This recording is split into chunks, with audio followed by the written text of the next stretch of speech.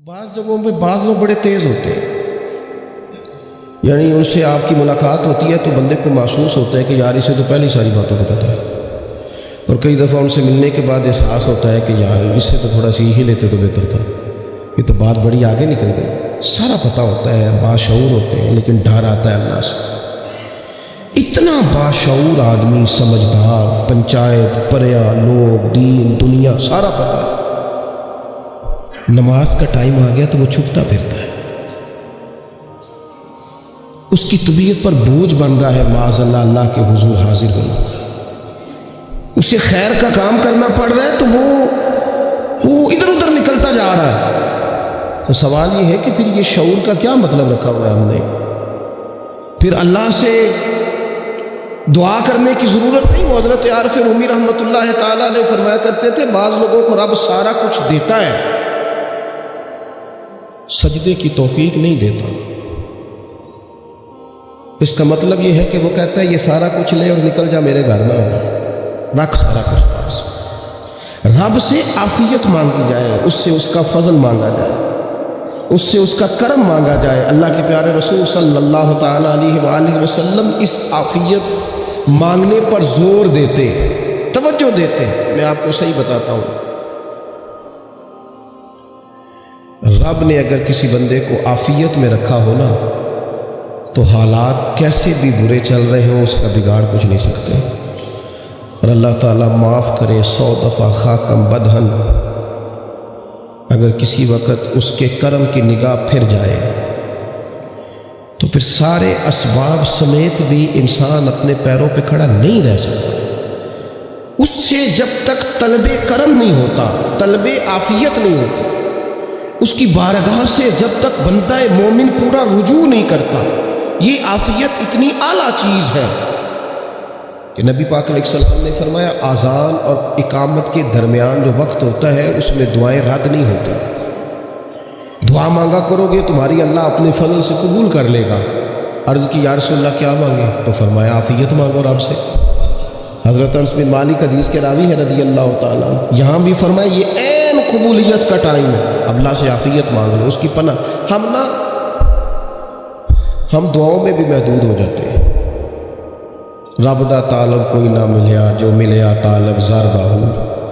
جب عافیت، ایک بزرگ تھے ہر وقت اللہ سے عافیت مانگتے تھے، ہر وقت اللہ سے عافیت مانگتے تھے، ہر وقت عافیت مانگتے تھے۔ لوگوں نے پوچھا، لوگ ان کو صالح جانتے تھے، نیک سمجھتے تھے، کہ حضور آپ اور کوئی دعا مانگتے نہیں، عافیت ہی مانگتے ہیں۔ فرمانے لگے میں مانگا کرتا تھا شروع میں، بعد میں خیال آیا اور بھی دعائیں مانگا کرتا تھا، یہ احساس بعد میں نصیب ہوا۔ فرماتے میں مزدوری کرتا تھا، مال برداری کرتا تھا، ایک جگہ پہ ڈیوٹی کر رہا تھا تو تھک گیا، اور وہ جو کام لینے والے لوگ تھے ان کا رویہ بھی بڑا ترش تھا، تکلیف ہوئی، تو میں نے اپنے مالک کی بارگاہ میں عرض کی مالک اگر 2 روٹی بغیر مجھے مشقت کے مل جائے دن میں تو تیری بارگاہ تو بڑی قریب ہے۔ کہتے ہو میں نے یہ دعا مانگ لی۔ ذرا میں تھوڑا آگے بڑھا تو 2 بندے آپس میں لڑ رہے تھے، میں ان کی صلح کرانے کے لیے، انہیں بچانے کے لیے آگے بڑھا، تو میں جس کو چھڑا رہا تھا دوسرے نے میرے اوپر ضرب لگا دی، میرا بھی سر پھٹ گیا۔ تھوڑی دیر کے بعد وہاں پولیس آ گئی، وہ تینوں کو لڑنے والا سمجھ کے اٹھا کے لے گئے، مجھے جیل ہو گئی۔ 2 روٹیاں بغیر مشقت کے روز ملنی شروع ہو گئی۔ دعا مانگی تھی نا کہ یا اللہ 2 روٹیاں مل جائے نا بغیر مشقت کے، کہتے ہیں وہ 2 روٹیاں روز ملتی، کوئی کام نہیں کرنا پڑتا، پر جیل ہو گئی۔ فرماتے ہیں میں بڑا پریشان تھا، روز روٹیاں پابندی سے آتی اور بہترین آتی، کھانا ملتا۔ پھر کچھ عرصے کے بعد میں نے سوچا کہ یار یہ دعا تو قبول ہو گئی نا تیری، اب تو اگر اس پر کوئی الگ بات کرے گا تو وہ تو غلط کرے گا۔ کہتے پھر خود ہی میرے دل میں اللہ نے بات ڈالی اور میں نے عرض کی مالک 2 روٹیاں نہیں، مجھے تو عافیت چاہیے، مجھے تو عافیت دے، میرے اوپر تو کرم فرما، تو نظر رحمت کر، جے ایک قطرہ بخشے میں نے، جے ایک قطرہ بخشے مینوں تے کم بڑھ جاندا ہی میرا، مہربانی کر عافیت عطا کر۔ فرماتے پھر خدا نے کرم کیا، کہاں سے اسباب بنے میرے جیل سے چھوٹنے کے، کون کون میرے ضمانتی بنے اللہ ہی جانتا ہے۔ فرماتے ہیں دروازے بھی کھل گئے، رزق بھی ملتا ہے، صحت بھی میسر ہے، سجدہ بھی کر لیتا ہوں، سویرے تلاوت بھی کرتا ہوں، شام کو مدینے والے کی بارگاہ میں رج کے درود و سلام بھی عرض کرتا ہوں۔ میں ممکن ہوتا ہے تو کسی غریب کی داد رسی بھی کرتا ہوں، اب سمجھ آئی ہے۔ ربنا آتنا فی الدنیا حسنۃ وفی الآخرۃ حسنۃ وقنا عذاب النار، اب سمجھ آئی ہے رب سے جب بھی مانگنا ہے عافیت ہی مانگنی ہے، اس سے کرم مانگ۔ ہم نے محدود دعائیں رکھی ہوئی ہیں، محدود، وہ جی فلانا کام میرا ہو جائے تو بھئی وہ ایک ہو گیا، اس کے بعد پھر نئی ٹینشن بن جائے گی۔ نہیں، میں جی بچوں کی شادی کر لوں جی پھر میں فارغ ہوں۔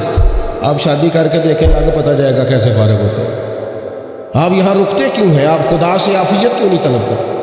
اس کی بارگاہ سے وہ کیوں نہیں مانگتے کہ جو ایک قطرہ ملے تو دنیا اور آخرت کے سارے کام ہو جائے؟ اس سے اس کی رحمت کا سوال کرے، اس سے اس کے کرم کا سوال کرے۔ اللہ کی بارگاہ میں بھی حاضر ہونا اور جچی تلی اور جناب ناپ تول کر اور محدود چیزوں کا سوال کرنا، مالک سے مانگے، اور وہ جب دیتا ہے تو دیتا بھی بے حساب ہی ہے۔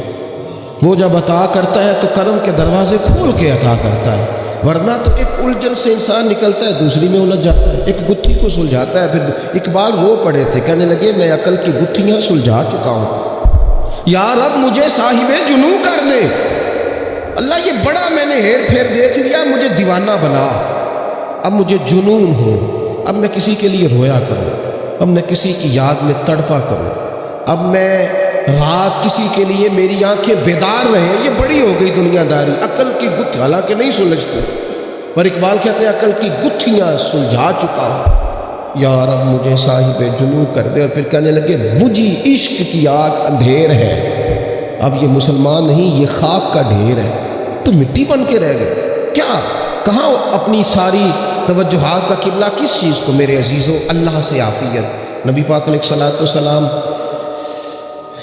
نے ایک شخص سے پوچھا کیا دعا مانگ رہے ہو؟ تو اس نے کہا یا رسول اللہ میں اللہ کی بارگاہ میں صبر کا سوال کر رہا ہوں۔ تو حضور فرمانے لگے صبر تو مصیبت پر ہوتا ہے۔ یا رسول اللہ پھر کیا مانگوں؟ آپ ان جملوں اور لفظوں کی گہرائی کو سمجھیں، صبر کے لیے تو پہلے مصیبت آئے گی پھر صبر آئے گا۔ تو یا رسول اللہ کیا مانگوں؟ فرمایا تو رب سے عافیت مانگ۔ مانا کیا ہے؟ مصیبت آئے کیوں؟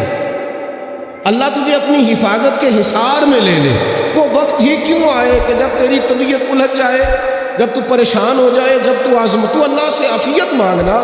جب تو عافیت مانگے گا تو اگر کبھی مشکل آئے گی بھی نہ تو خدا پھر اپنے فضل سے مشکل سے نکلنے میں رستہ بھی بڑی جلدی عطا فرمائے گا اور تیرے اوپر فضل فرمائے گا۔ اگر عافیت، ہارون رشید نہ اپنے محل کی چھت پہ ٹہل رہا تھا، سب سے اوپر والے چوبارے، نیچے سے حضرت بہلول دانا گزر رہے تھے، اوپر اس کے ساتھ سپاہی بھی تھے، گن مین بھی تھے۔ اس نے کہا یہ بابا تو ذرا اوپر اٹھاؤ۔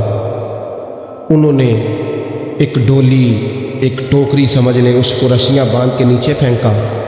نیچے جو سپاہی تھے ان کو کہا کہ یہ بابا جی کو پکڑ کے اس میں بٹھاؤ۔ انہوں نے جبراً تھاما بابا جی کو، اس میں ڈالا، اوپر والوں نے کھینچ لیا۔ 2-3 منٹ لگے۔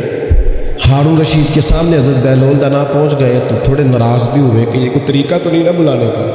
ملاقات ہوئی تو کہا کیوں بلایا؟ کہنے لگا ایک مسئلہ پوچھنا تھا۔ فرمانے لگے بادشاہ ہے نا، تیرے مسئلے پوچھنے کا بھی اپنا ہی انداز ہے، پوچھ مسئلہ۔ کہنے لگا بابا پوچھنا تھا کہ آپ اللہ تک کیسے پہنچے؟ حضرت بہلول دانا چپ کر گئے۔ 2-4 منٹ کے بعد کہنے لگے جس طرح ابھی زمین سے تیرے تک نہیں پہنچا، بالکل اسی طرح ہی پہنچ گیا رب کریم کی بارگاہ تک، اور وہ بھی جو اس نے کرم فرمایا ہے، ورنہ میں تو نہیں سمجھتا کہ میں پہنچ گیا، وہ بھی اگر تیری خوشگواری ہے۔ ہارون رشید کہنے لگا مجھے سمجھ نہیں آئی۔ فرمانے لگے تو بادشاہ جو ہے اتنی جلدی کیسے سمجھ میں آئے گی تجھے بات؟ فرمانے لگے اگر میں تجھ سے ملنا چاہتا نا تو میں ایک درخواست لکھتا، پھر کسی وزیر سے سفارشی سائن کراتا، پھر وہ جمع کراتا، پھر مجھے ٹائم ملتا کہ فلاں دن فلاں تاریخ فلاں ٹائم آ جانا، پھر آ کے میں لائن میں لگتا۔ پھر بھی تو بادشاہ ہے، تیرا موڈ بنتا ملنے کا کہ نہ بنتا؟ جب میں چاہتا تو پتہ نہیں کتنا ٹائم لگ جاتا، جب تو نے چاہا ہے نا تو 1 منٹ بھی نہیں لگا۔ فرمانے لگے میں نے دعویٰ ہی نہیں کیا کہ میں جدوجہد کر کے پہنچوں گا، میں نے تو رب کی بارگاہ میں عاجزی کی ہے، پھر رب نے ہی کرم فرمایا ہے، اسی نے مہربانی کی ہے۔ مانا کہ محبت کے سفر میں ہر گام پہ 100 مشکل ہے، لیکن یہ سفر آسان بھی ہے اگر ساتھ تمہارا ہو جائے۔ اس کے کرم کا ساتھ رہا ہے، اس سے عافیت مانگی ہے، اپنے آپ کو اس کے سپرد کیا ہے تو اس نے کرم کر دیا۔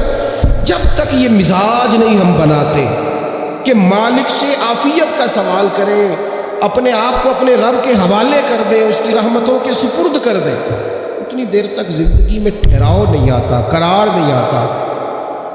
مشکات میں موجود ہے، اللہ کے پیارے رسول صلی اللہ تعالیٰ علیہ وسلم تیمارداری کے لیے گئے تو صحابہ کرام فرماتے ہیں وہ بندہ نا اتنا پتلا نحیف اور لاغر ہو گیا تھا جس طرح چڑیا کا بچہ ہوتا ہے، کمزوری ضعف طاری تھا۔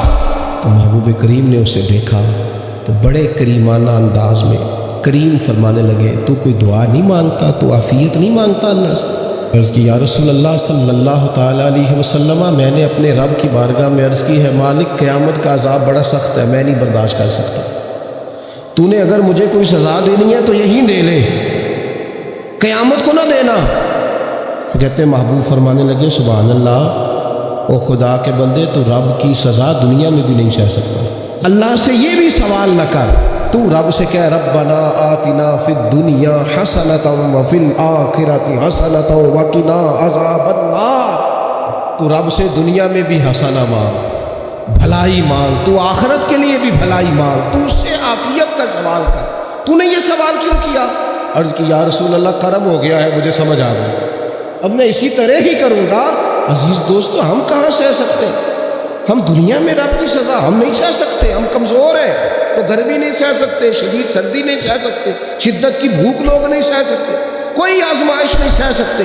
وہ جو لوگ بعضوں کا کہہ دیتے ہیں نا جی فلاں چیز ہمارے اعمال کا نتیجہ ہے، تو میں کیا کرتا ہوں نہ کو یار، ہم تو یہ بھی نہیں سہ سکتے، ہم کہاں برداشت کر سکتے، ہمیں تو وہ معاف ہی فرمائے، ہم حساب والے ہیں ہی نہیں، ہم تو صرف معافی والے۔ ہم سے نہ حساب پوچھے، اس نے حساب پوچھا تو پھر تو بڑی مشکل ہو جائے گی، اگر اس نے حساب پوچھا تو بڑی رسوائی ہو جائے گی، اگر حساب پوچھا تو مشکلات سامنے دکھائی دینے لگ جائیں گی۔ ہم سے تو وہ درگزر والا معاملہ کرے، ہم سے تو وہ کہے جا میں نے محبوب کے صدقے تجھے معاف کیا، جا تیرے لیے رحمت اور بخشش والا فیصلہ